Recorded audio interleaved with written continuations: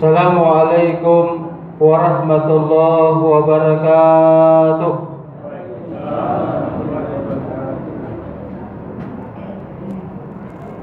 Diulangi karena tidak semua menjawab. Assalamualaikum warahmatullahi wabarakatuh. Ya, terima kasih yang menjawab. Saya doakan mudah-mudahan panjang umur. Amin. Alhamdulillah. Alhamdulillahi Rabbil Alamin. Wassalatu wassalamu ala asyrafil anbiya'i wal mursalin wa ala alihi wa ashabihi ajma'in. Amma ba'd.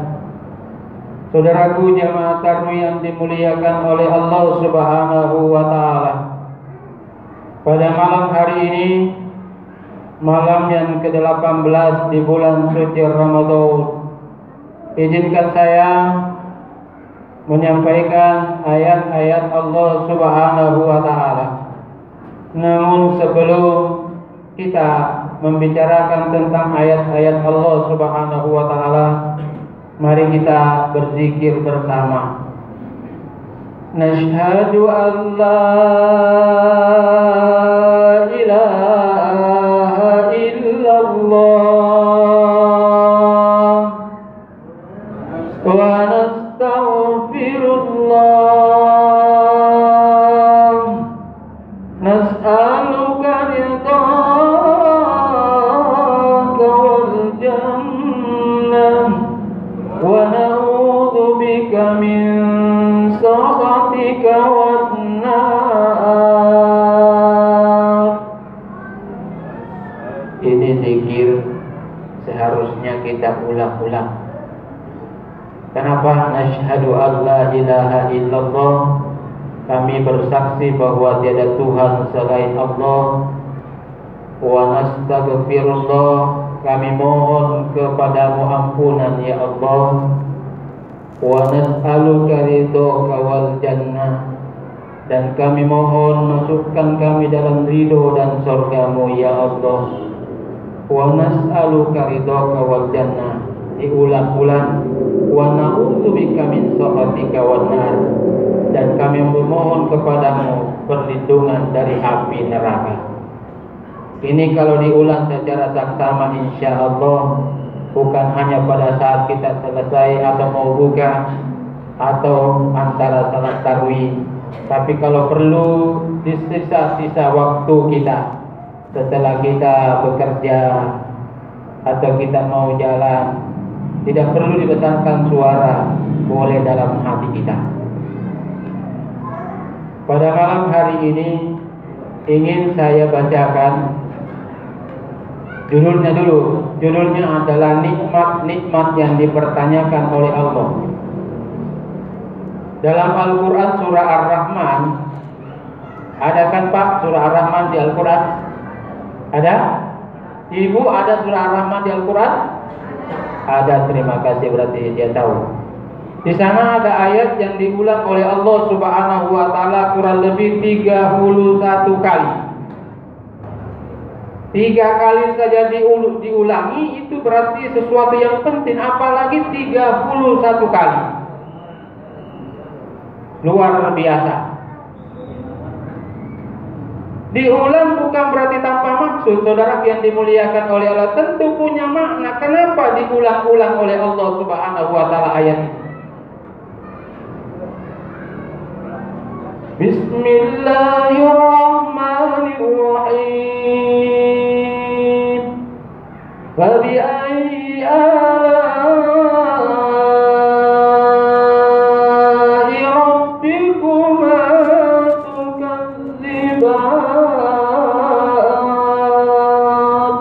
Ini ayat yang diulang oleh Allah kurang lebih 31 kali. Allah berfirman, maka nikmat Tuhanmu yang mana lagi yang kalian dustakan. Ini Allah bertanya kepada kita,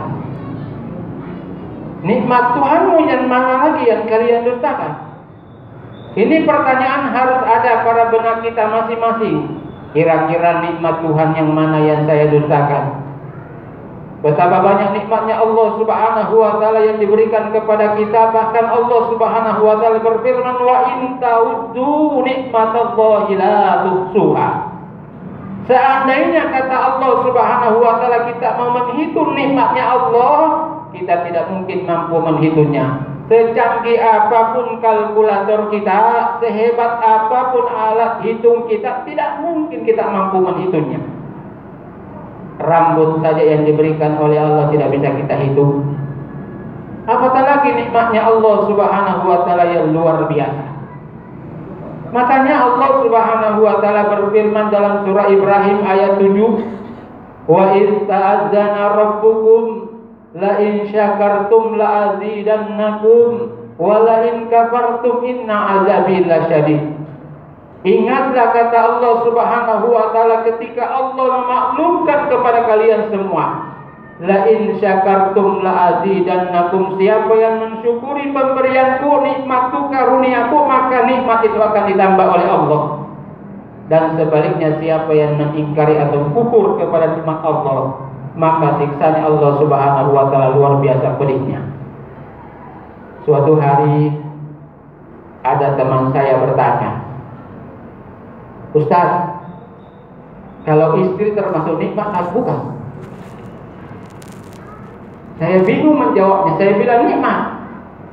Kalau begitu kata Allah, siapa yang mensyukuri nikmatku maka ditambah. Kalau begitu saya mensyukuri istri saya supaya istri saya tambah. Saya astagfirullah wa na'udzubillah min dzalik. Bukan begitu maksudnya. Bukan berarti kalau istri disyukuri, istri juga ditambah oleh Allah. Kalau istri disyukuri berarti tidak boleh ditambah. Tapi dia harus disayang dan dia harus dijaga. Iya. Oleh karena itu mari, dan jangan kita ingkar dengan pemberian Allah, karena siksanya Allah Subhanahu wa taala luar biasa pedihnya. Lalu timbul pertanyaan, nikmat yang mana yang dimaksud oleh Allah? Nabi pernah bersabda bahwa nanti di hari kemudian kedua kaki anak cucu Adam itu tidak akan goyang kecuali ditanya 4 hal. Ternyata itu nikmat yang dimaksud oleh Allah. Apa itu saudara yang dimuliakan oleh Allah? Yang pertama adalah umur kita. Umur yang diberikan oleh Allah Subhanahu wa taala, apakah sudah digunakan dengan baik? Jangan-jangan umur kita ini sudah tua tapi dianggap oleh Allah masih muda. Ada orang umurnya 70 tahun tapi boleh jadi menurut Allah baru 10 tahun. Karena boleh jadi baru 10 tahun dia sadar. 60 tahun yang lain itu sia-sia. Dan ingat saudara yang dimuliakan oleh Allah, umur yang diberikan oleh Allah, seandainya kita mau hitung-hitung, lebih banyak kita pakai tidur. Lebih banyak kita pakai tidur daripada ibadah. Walaupun dibilang tidurnya orang berpuasa itu ibadah, tapi kalau tidur terus bukan juga ibadah. Coba kita pikir, mulai setengah 9 malam kita tidur sampai jam 5 lah subuh. Itu berapa jam? Memang itu tidur. Siang tidur lagi 1 jam. Berapa jam itu kita pakai tidur? Hampir 3/4 waktu yang diberikan oleh Allah sehari semalam itu kita gunakan hanya tidur. Mana yang pergi jalan-jalan, mana yang duduk-duduk santai, mana yang hanya gosip. Paling sholat berapa menit? 5 menit paling lama. Kali-kali nanti berapa kira-kira umur yang digunakan itu untuk beribadah kepada Allah Subhanahu wa taala? Jangan-jangan umur yang diberikan oleh Allah Subhanahu wa taala lebih banyak kita pakai untuk sia-sia. Maka sebelum itu ditanyakan oleh Allah Subhanahu wa taala, mari melalui malam hari ini, mari kita gunakan umur yang diberikan oleh Allah untuk beribadah dengan baik. Sadarkan diri kita bahwa umur kita ada batasnya. Tidak selamanya kita hidup, tidak selamanya kita sehat, tidak selamanya kita kuat. Ada waktunya semua itu diambil oleh Allah. Maka sebelum kita sakit, Sebelum kita miskin, gunakan untuk beribadah kepada Allah Subhanahu wa Ta'ala. Sungguh luar biasa kalau kita mampu menghitung umur kita. Ada orang ketika ditanya umur kakek sudah berapa tahun, dia menjawab baru 5 tahun. Ternyata baru 5 tahun dia tobat. Tapi masih mending dia tobat daripada dia tidak tobat-tobat sampai mati. Astagfirullah wa na'udzubillah min dzalik. Itu pertanyaan yang pertama. Umur kita gunakan untuk apa? Masih penting pertanyaannya satu. Yang kedua, tidak goyang kaki anak cucu Adam sebelum ditanya tentang hartanya. Hartamu dari mana? Dan kau gunakan untuk apa? Pertanyaannya luar biasa. Dua, dari mana didapat, kemana dibelanja? Apa sudah didapat dari jalan yang halal, dibelanjakan ke jalan yang halal? Atau boleh jadi didapat dari jalan yang halal, dibelanjakan ke jalan yang tidak halal atau haram? Atau sebaliknya, kita menanjuri lalu kita sumbangkan di masjid. Ada juga orang seperti itu. Oleh karena itu, mari saudara yang dimuliakan oleh Allah, namanya harta luar biasa kalau kita mensyukurinya. Syukuri memang ada waktunya orang miskin mau menyumbang tidak bisa nih. Giliran tidak ada uangnya ini baru pergi ke masjid bawa uang gambar Patimura. Begini Bapak Ibu, itu uang yang ada di kantong kita, dia juga diskusi. Uang merah apa namanya itu, yang plastik. Dia bilang pasti saya nanti ini disumbangkan oleh Tuhan saya, karena saya paling besar. Sesungguhnya uang itu rindu juga disumbangkan. Dia juga mau menghambakan dirinya kepada Allah. Maka dia selalu berkata bahwa mudah-mudahan saya yang diambil. Tapi ternyata kata uang biru, tidak mungkin kamu yang diambil, pasti saya. Uang biru itu uang 50, pasti saya yang diambil. Kenapa? Kalau kau yang diambil, berarti bos kita itu luar biasa. Tidak mungkin, pasti saya yang diambil. Begitu lama-lama lewat lagi uang biru. Dia bilang uang apa itu?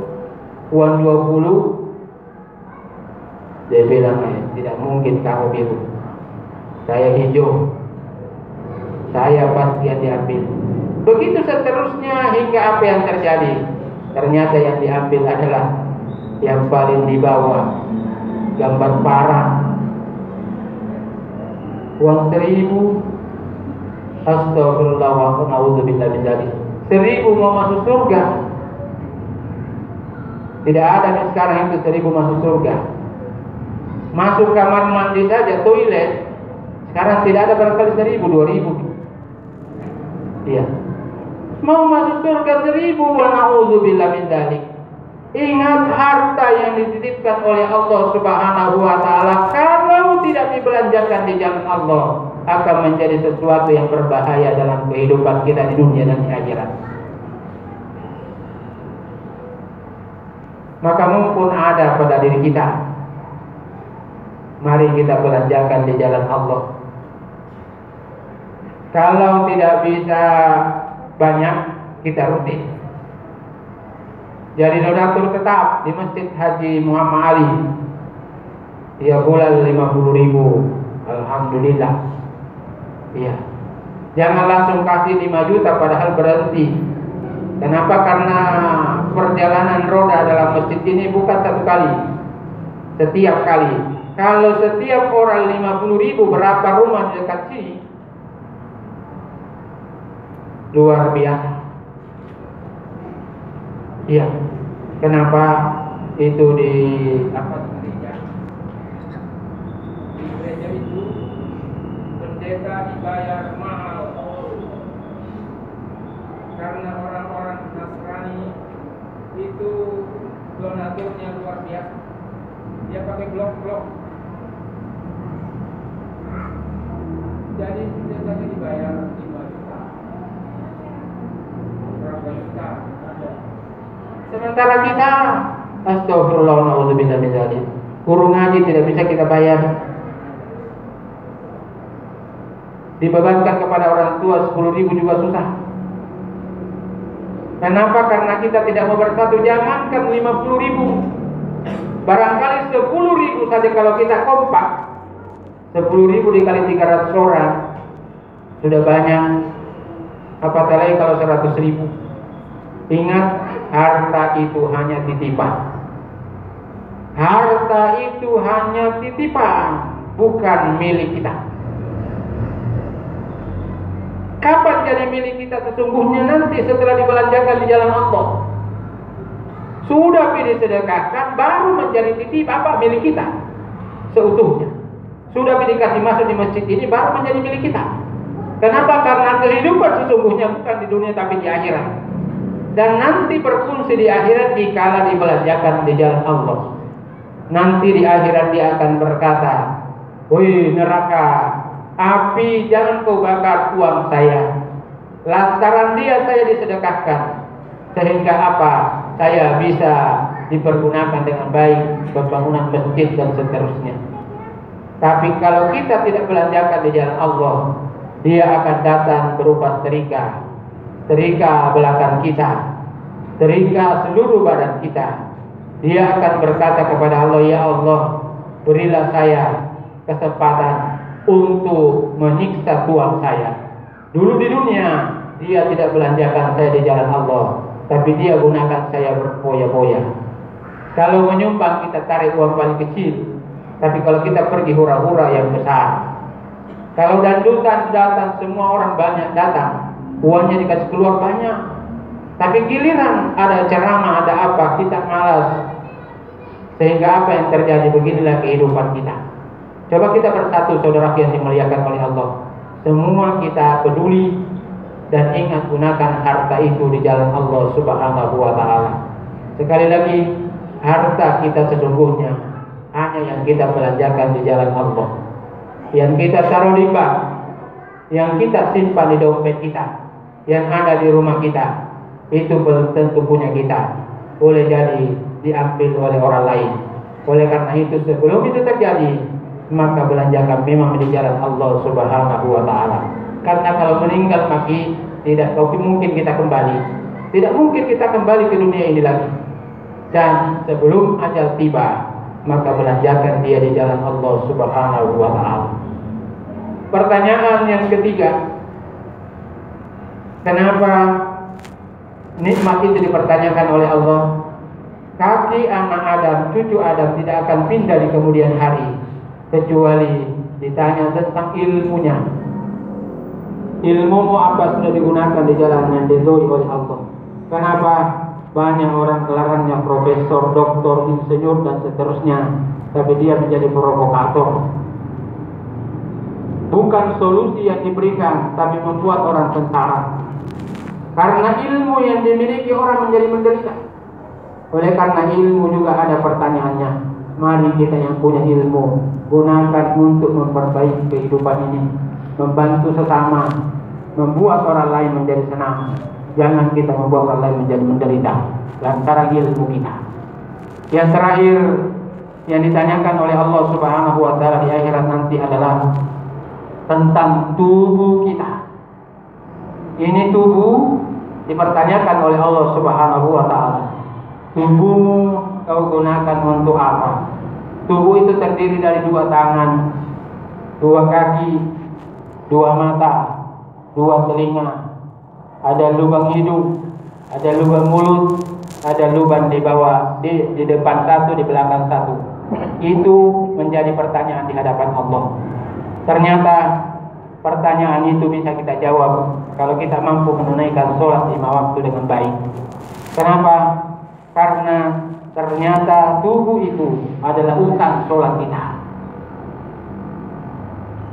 2 lubang hidung, 1 lubang mulut, itu utang sholat maghrib 3 rakaat. 2 tangan kita, 2 kaki kita itu adalah utang 4 rakaat. Kemudian 2 telinga kita, 2 mata kita itu juga utang 4 rakaat. Kemudian 2 samping kiri kanan kita, di belakang kita itu juga utang 4 rakaat. Makanya ada 3 yang 4 rakaat. Duhur, asar, isya. Kemudian ada 2 lubang di belakang, 1 di belakang, 1 di depan. Itu juga utang dari sholat subuh. Makanya untuk menjaga nikmat tubuh kita, maka coba dijaga sholat kita. Siapa yang menjaga nikmat tubuhnya berarti sholatnya dijaga. Dijaga tangannya berarti sholat dijaga. Dijaga 2 lubang itu juga dijaga. Semuanya itu nikmat dari Allah Subhanahu wa taala. Dan kalau kita tidak mampu jawab pertanyaan Allah, maka kita akan menempati siksanya Allah Subhanahu wa taala. Oleh karena itu, mari merenungkan diri kita. Tubuh kita ini adalah utang di hadapan Allah Subhanahu wa taala. Kenapa sebelum diciptakan Allah bertanya, "Alastu bi rabbikum?" Siapa Tuhanmu? Kita semua menjawab, qalu bala syahidna. Sebelum diciptakan semua badan kita ini, maka itu pertanyaannya. Siapa yang tidak menjawab bahwa Engkau adalah Tuhanku, maka dia tidak akan lahir di permukaan bumi ini. Oleh karena itu, mari saudara yang dimuliakan oleh Allah, jaga sholat 5 waktu itu. Semoga apa yang saya sampaikan bisa menjadi bahan renungan buat kita. Sekali lagi, jika benar datangnya dari Allah, jika keliru atau salah semata kekurangan saya mohon dimaafkan. Billahi fi sabilil haq fastabiqul khairat. Assalamualaikum warahmatullahi wabarakatuh.